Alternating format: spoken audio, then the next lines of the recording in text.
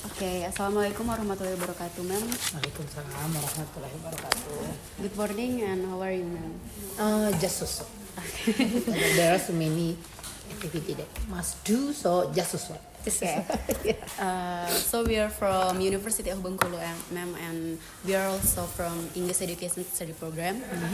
And we want to be a teacher like you, so we want to ask about your experience in teaching. Yes, ma'am. Okay, the first question maybe I want to ask you about you. Can you tell us about your educational background and what inspired you to become an English teacher? Bisa kami memberitahu kami tentang latar belakang pendidikan mem dan apa yang menginspirasi mem untuk akhirnya memilih menjadi guru bahasa Inggris? Gitu, mem. Okay, if talking about the motivation or maybe inspired, it's because from my parents. Yeah. And my background knowledge is exactly I'm not teacher. Saya bukan guru sih. Saya dulu ambil akta 4 tamatan sastra Inggris, tapi saya happy kok sekarang jadi guru. So yeah, my educational background is literature, right? Yes, literature, English literature. So my inspire is my parents. Okay. How do you engage students who may not be interested in learning English, ma'am?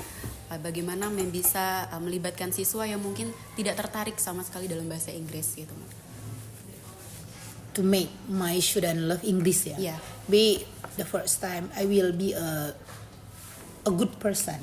So every student look at me, they feel enjoy. So pertama enjoy dulu ya. Kalau dia udah enjoy, udah ngerasa nyaman sama kita, insya Allah mereka juga udah mulai jadi motivasi.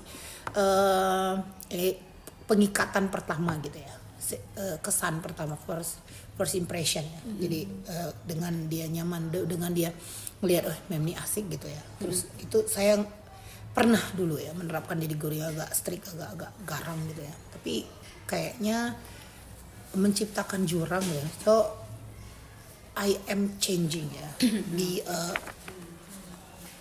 professional, siapa ngomongnya, bukan profit atau good ya, maksudnya itu jadi guru yang easy going gitu nah, nggak yang nanti saya jelaskan ada di pertanyaan lain. Jadi maksudnya itu jadi guru yang Chill.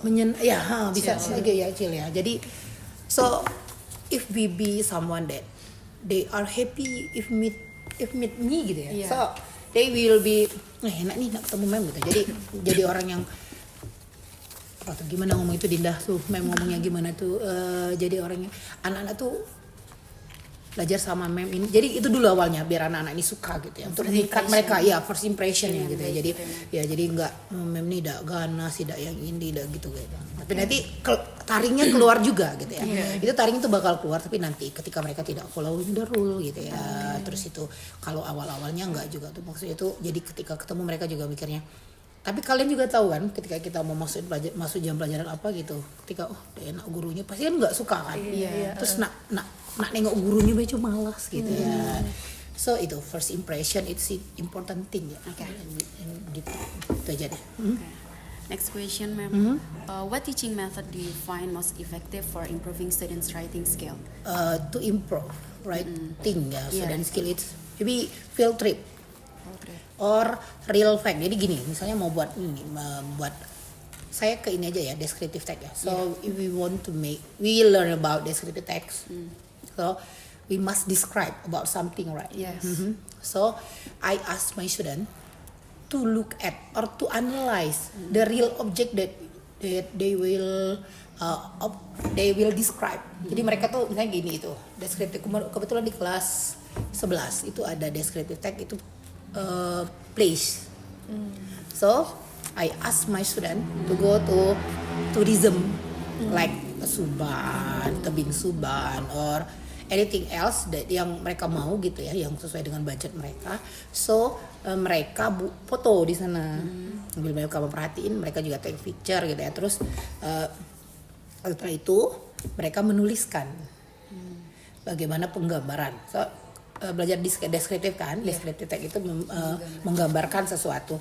Jadi mereka lihat itu real objeknya gitu ya. Mereka jadi bisa real object atau field trip ya, perjalanan yang sebenarnya terus mereka tuangkan itu ke tulisan.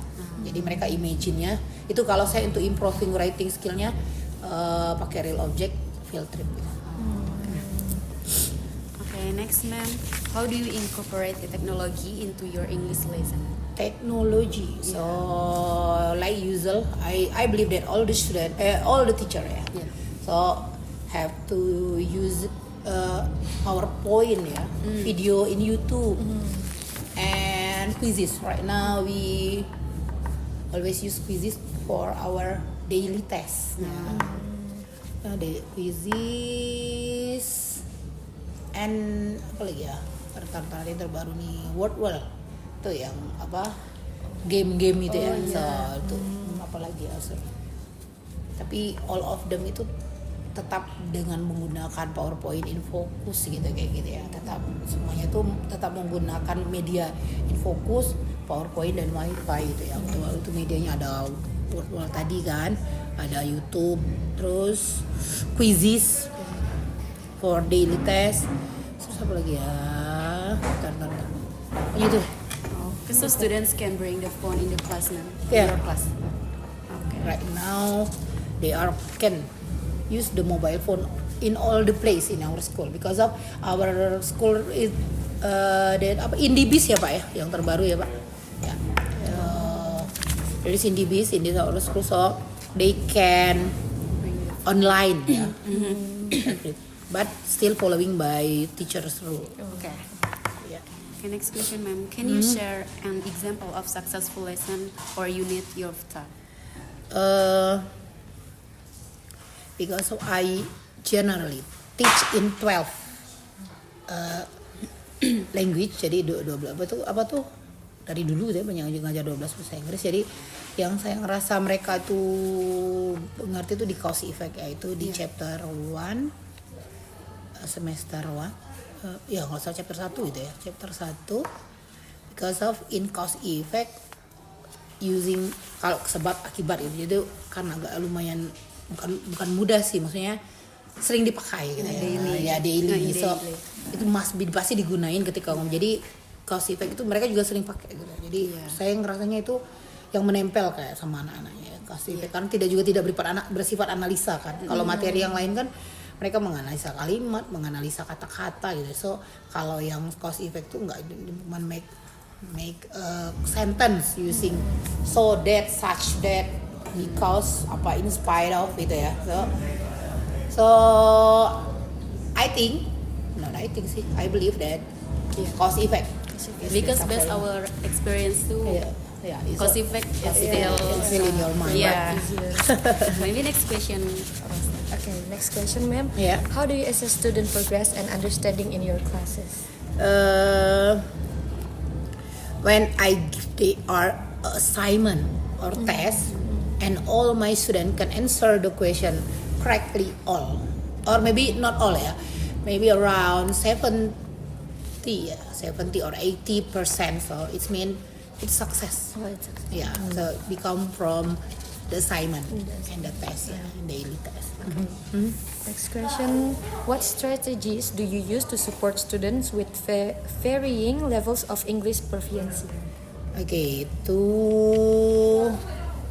support ya, support student yang beragam. Right, yang lagi hot sekarang tadi pembelajaran berdiferensiasi, pernah dengar nggak?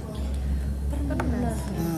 So jadi pembelajaran berdiferensiasi, so full Indonesia ini karena mau jelasin ya. Jadi karena mau takut. Jadi saya sekarang itu menggunakan pembelajaran berdiferensiasi untuk memenuhi kebutuhan kebutuhan ya, benar kebutuhan atau apa namanya itu ya, kebutuhan murid gitu ya. Jadi terus tuh ininya juga kan ada tuh anak-anak tuh ada yang audio, ada yang kinestetik apa segala macam, ada visual kan. Jadi itu terjawab di diferensiasi gitu kan. Jadi misalnya kayak proyek nih, ngerjain proyek. Jadi saya cenderung ke pembelajaran berdiferensiasi itu ya, ketika misal di awal pembelajaran memberikan konten gitu ya. Itu kan ada diferensiasi itu ada 3 kan, konten, proses sama produk gitu ya. So untuk anak-anak yang lebih menyukai kayak anak visual itu kan dia lebih suka nonton ya. Iya. Nah, jadi saya siapin 3, ada video, ada juga artikel tuh. Terus tuh ada artikel juga, terus juga ada bahan bacaan. So all of them I share it in their group ya. Saya bagiin ke grup mereka gitu ya. Jadi mereka punya apa tuh referensi yang berbeda-beda sesuai dengan keinginan mereka. Kalau misalnya mereka cuma pengen lihat video ada, terus kalau mereka pengen baca sudah ada gitu ya. Terus itu tadi ya pembelajaran dan produk yang mereka hasilkan gitu. Jadi produk yang mereka hasilkan misalnya mereka nyamannya cuma di voice note gitu ya. Nah, jadi mereka kirimnya voice note ke saya hasil dari asking giving information. Kan kayak yang di kelas 12 tuh generally teach about asking giving information kan, belajar ngajarin tentang asking giving information, tapi berbentuk terkaitnya berbeda-beda. Ada yang terkait dengan cause effect, ada yang terkait dengan prase kata benda, ada yang terkait dengan conditional, ada juga di circumstance. Jadi kan induknya itu kan asking giving information kan, jadi percakapan gitu. Jadi setiap itu tuh projectnya tuh rata-rata saya minta buat percakapan tapi ada itunya gitu kan. Jadi ketika anak diminta produknya ya itu ada ya kenyamanan mereka gitu. Kalau anak yang sukanya dia maunya ngomong aja dia pakai voice note. Kalau yang maunya play mau buat drama gitu ya, so mereka buat drama itu percakapan langsung di situ. Atau yang mau video gitu ya, yang suka buat mereka pakai video gitu. Tapi kadang juga ada sih anak yang dia mem kayaknya dia saya mau baca aja, ya saya kasih juga kesempatan, oke nggak apa-apa baca gitu. Jadi intinya pembelajaran berdiferensiasi saya gunakan ya. Okay. Next question, how do you encourage critical thinking and discussion in your classroom? Critical thinking in discussion. So I believe that all of you know PBL and PJBL, problem based learning and project based learning, right? Sintak di model-model pembelajaran itu di awalnya kan anak diorientasi dengan masalah ya. Ya kan? Jadi diawali dengan masalah, mereka mencari sendiri dengan kerja kelompok gitu kan. Udah sampai situ belum kalian? PBL, PJBL kan. Nah, jadi mereka tuh diorientasi atau dikenalkan dulu awalnya dengan masalah gitu. Jadi di situ saya critical thinkingnya di situ kan. Anak dikasih dulu video, awalnya kan dikasih video dulu, sudah nonton. Ini apa sih percakapan? Kalau saya biasanya percakapan dulu tanpa ada tuntunan apapun. Apa tuh nak percakapan tentang apa itu mem? Ada nggak singgung Indonesia ada mem? Terus baru digali lagi. Terus lagi itu next baru video pembelajarannya. Habis itu mereka menggali, baru mereka kerja per kelompok, dikelompokin, ditampilkanlah video yang memang materi hari itu.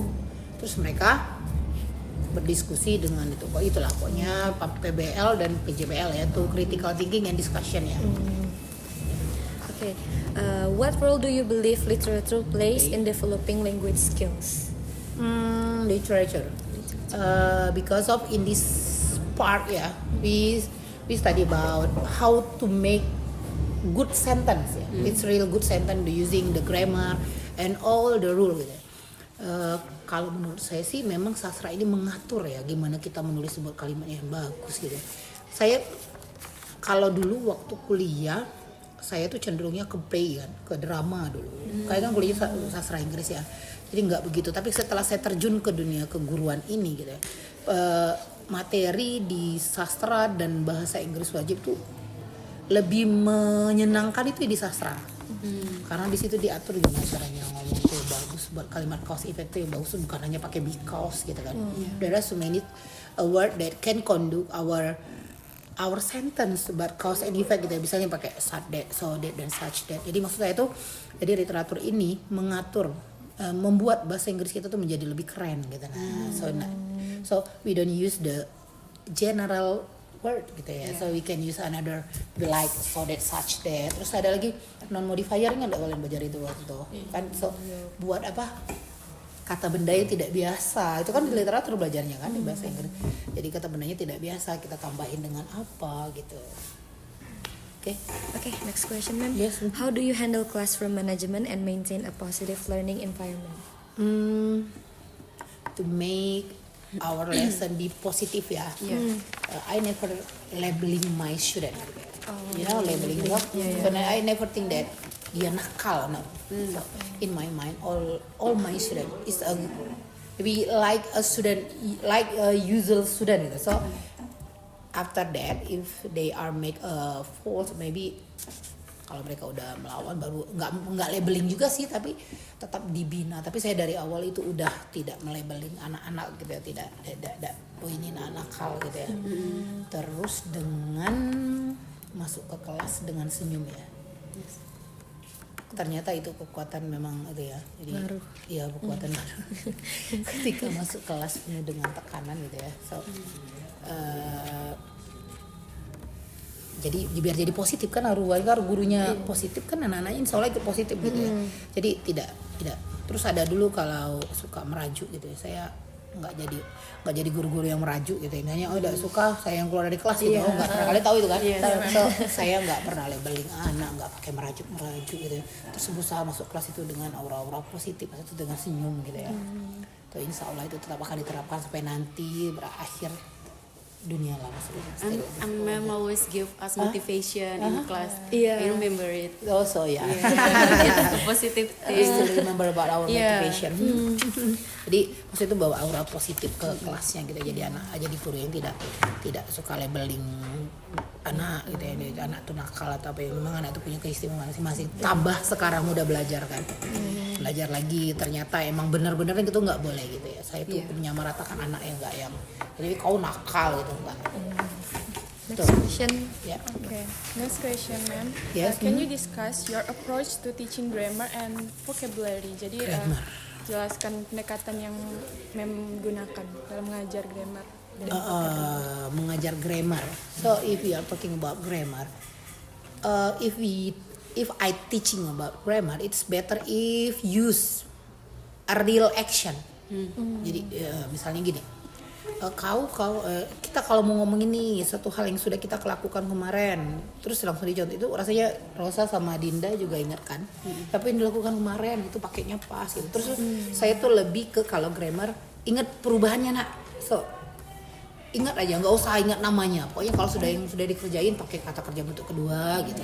Terus tuh kalau misalnya sudah dikerjakan itu pakai kata kerja bentuk ketiga tambah head gitu. Itu saya ajarin perubahan verbnya gitu ya.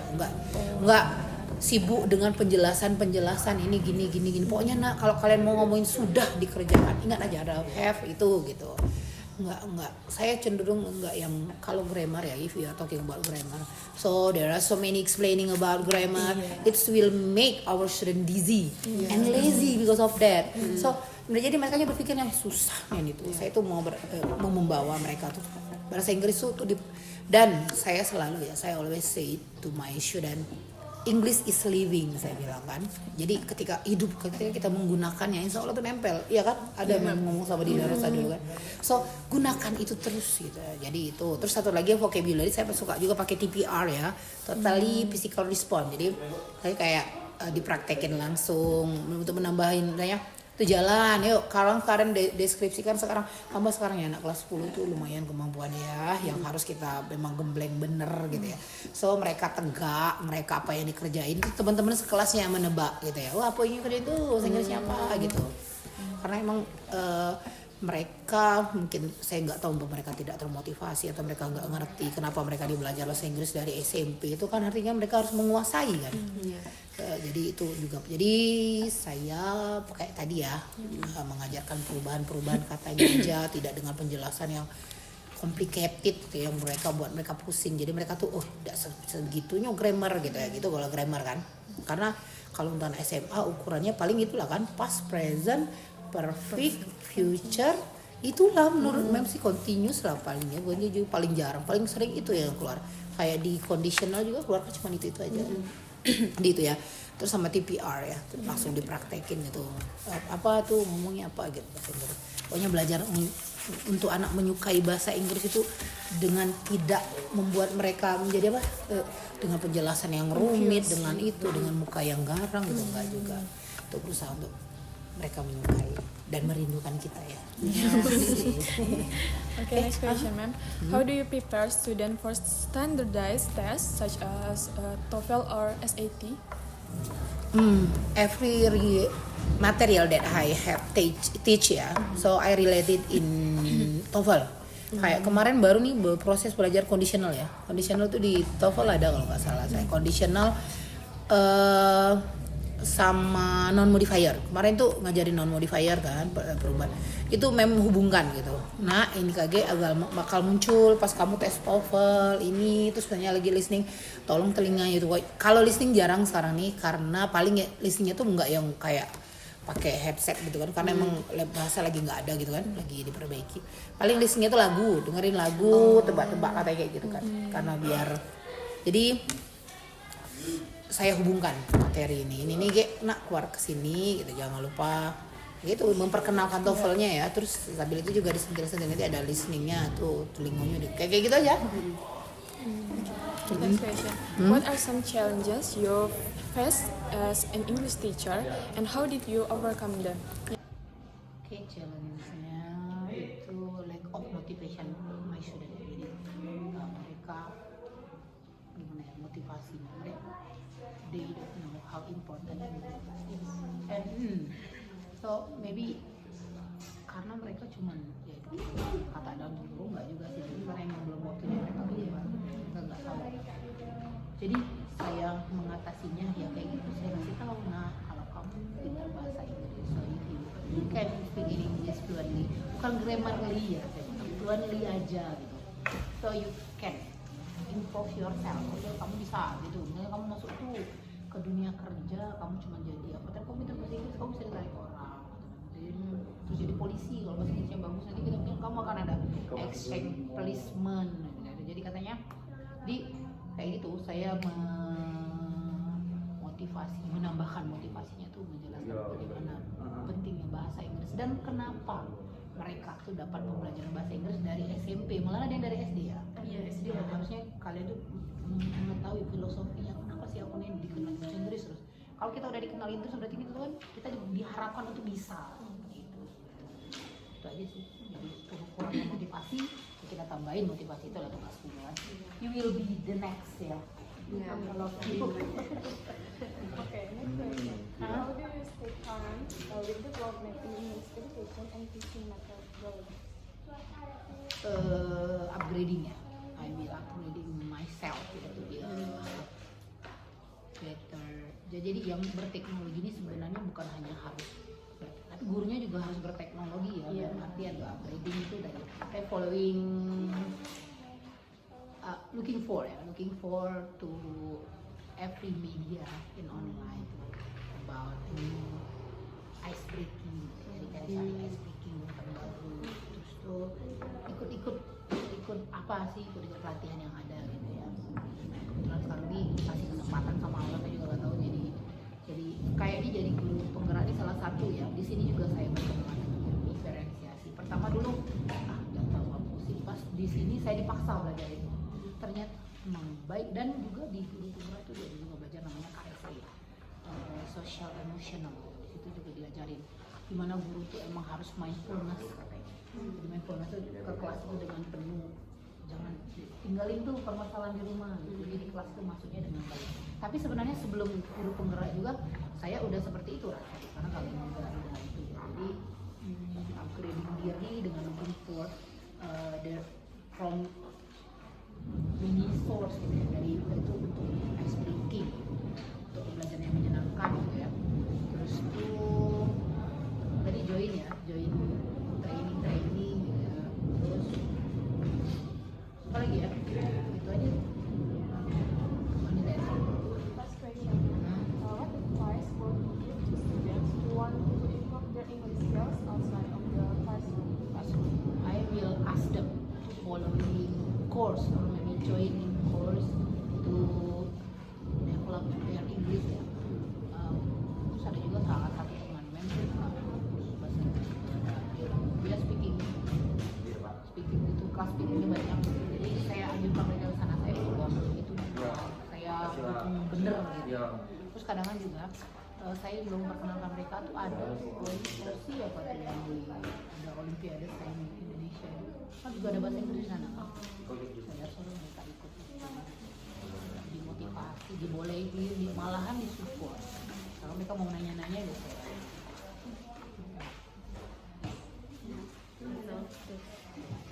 Thank you. much, ma'am, for give us your experience. It's meaningful for us to be teacher like you Yeah, no. in the future.